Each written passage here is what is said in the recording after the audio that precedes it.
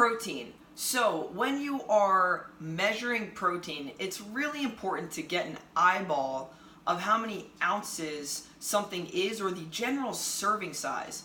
The reason why you want to do this strictly for 3 days, it's going to retrain your eye on serving sizes. That way you never have to measure again.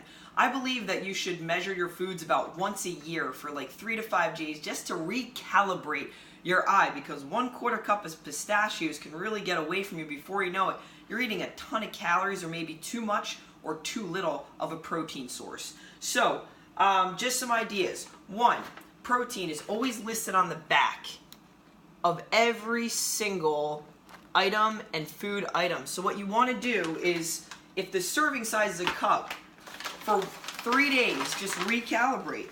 Get a cup or a 1/4 cup, put it in your hand, and really look at it and feel it. That way, if you go to a party or something, you have a really good idea of a serving size. You're not that weirdo just whipping out a measure, trying to measure your protein out. Strange. Okay, second thing, measuring, again, just for 3 days, just your protein sources. So I always, again, use a food measurer.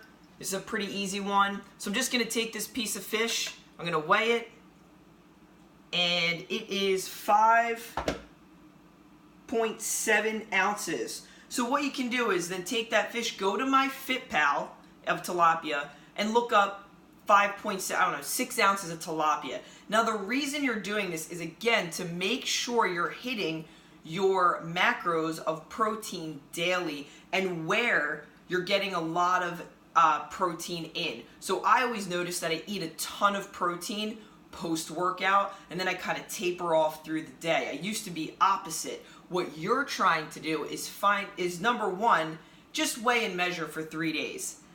Then start to look at, where is most of your protein sources coming from? Or are they pretty even? Are you really eating a lot of fish? Or is it mostly meat? Are you getting most of your protein from nuts? Is it mostly from whey protein? Start to get a really good idea of where your protein sources are coming from.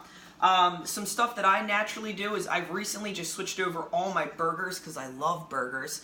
I switch them to Boca, or this other thing called a Beast Burger. Another thing that I did is I switched my protein powders from a whey protein to a plant-based protein. I still eat animal meat once a day, and you might eat it 3 or 4 times a day, and I'm not saying to go 100% animal or 100% plant. All I'm saying is balance is a really great thing.